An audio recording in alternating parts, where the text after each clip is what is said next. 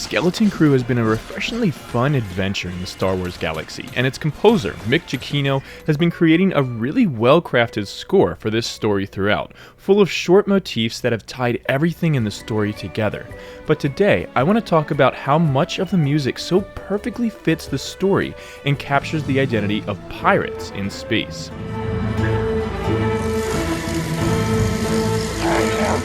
As composers, everything that we create is inspired by something else that came before it.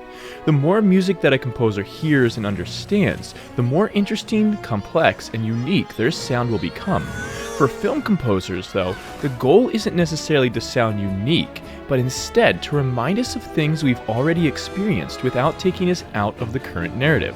Since Skeleton Crew is heavily based around space piracy, Giacchino chose to give us a score that utilizes many of the sounds and key compositional characteristics of what we would understand to be pirate music. And he was by no means the first to do this. When Klaus Badelt and Hans Zimmer created the score for Pirates of the Caribbean, for example, they leaned heavily into these same music theory ideas as well. So first, pirate music doesn't really belong to pirates.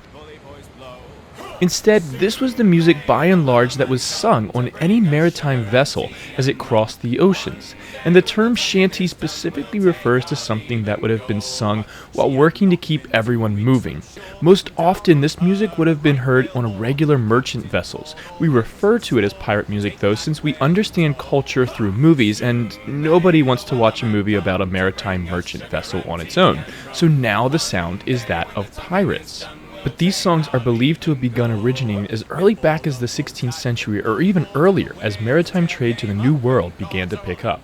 This trade was primarily taken up by British merchant vessels, and in order to keep the crew in good spirits and moving throughout a long voyage, they would sing songs. These songs would also be used as a way for crewmen to coordinate their movements to a specific beat or rhythm, which was important as they furled and unfurled the sails especially.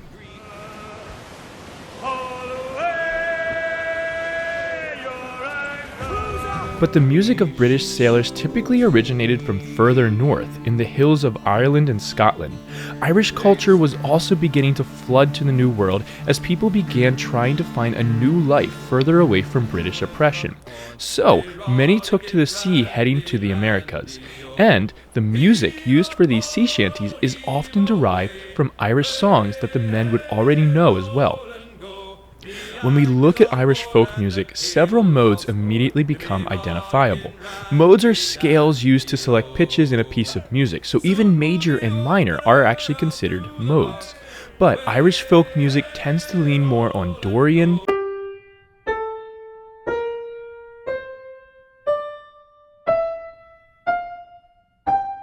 Aeolian,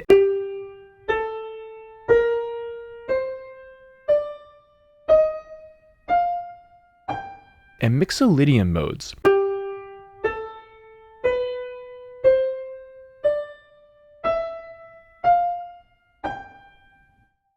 All three of these modes have a lowered 7th scale degree, which removes the leading tone and immediately gives the music a more modal, folkish sound. For example, What Shall We Do with the Drunken Sailor is in Dorian. Sailor, what will we do with the drunken sailor? What will we do with the drunken sailor? Bird eye in the morning. And the Wellerman is in Aeolian. Winds blew hard about, blow me bully boys blow. But many of the dances, the livelier music of Irish culture also had a rhythmic characteristic that was not as typical in other parts of the world at this time. Irish dances known as jigs had beats that were being subdivided into 3s instead of 2s. Let me show you what I mean. If I take this simple enough melody, I can set it in a way where the accompaniment and certain portions of the melody evenly divide each beat into halves, meaning that there are 2 subdivisions per beat.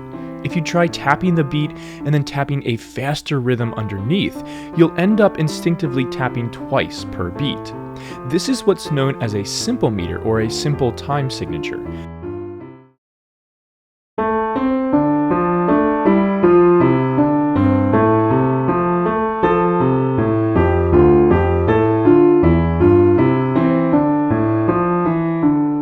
Now, if I take that same melody and add an accompaniment underneath that has 3 subdivisions or small pulses per beat, and I slightly tweak my melody so that it doesn't divide the beat at the halfway point but instead within thirds, then when you try tapping the beat and then a faster rhythm underneath, you should end up instinctively tapping 3 times per beat.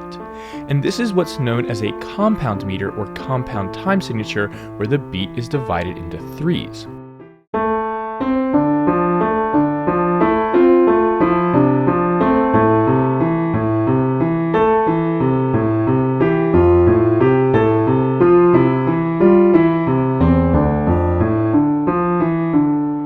Some examples include Blow the Man Down, Come all ye young sailor men, listen to me. Oh, give us some time to blow the man down. Haul Away Joe,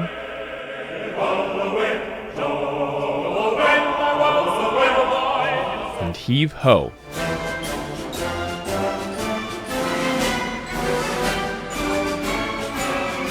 As I mentioned, this was unconventional in European music until the introduction of the Irish jig as a lively court dance into European culture in the 16th century. The name was slightly changed, but you can find jigs in the music of prominent Baroque composers, not least of which Johann Sebastian Bach.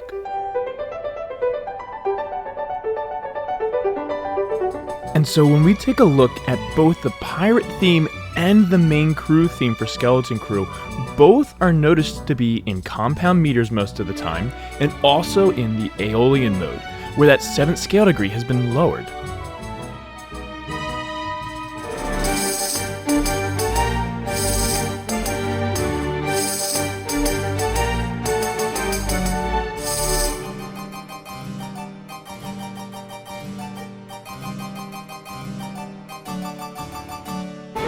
But Giacchino went further down the Irish music rabbit hole by leaning heavily on flute and harp during the show as well. Different types of flutes can be found in early music from all over the world, since it was just a hollowed out stick, and Ireland was no exception in this respect.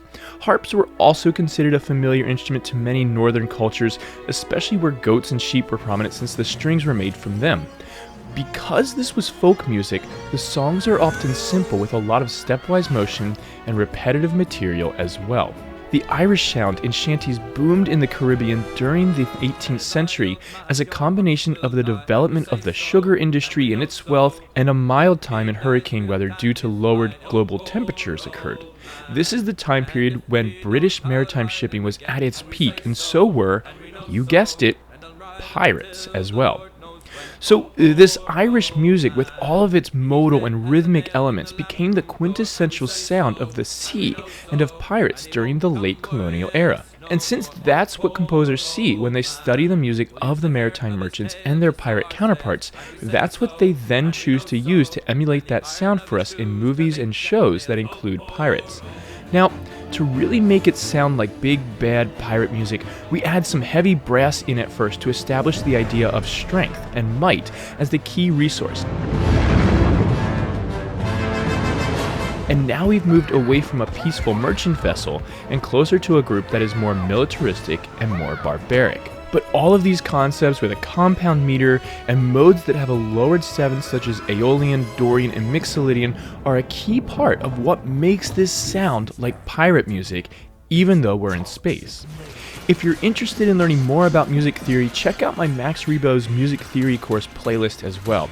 It's still early on in the lessons, but I hope to someday go into really interesting and advanced music theory concepts in those videos. But I absolutely would love to know what all of you think. What do you think of Giacchino's adaptation of sea shanties for Skeleton Crew, especially now better understanding the origins? Did you realize the origins of what we call pirate music before? Tell me in the comments below what you think, and consider checking out my Patreon page using the link in the description, where you can help support this channel for as little as $1 a month, or download PDFs and MP3s of projects as I complete them, along with other perks at higher tiers. Please don't forget to like this video and subscribe to learn more about the music of a galaxy far, far away, and as always, may the be with you.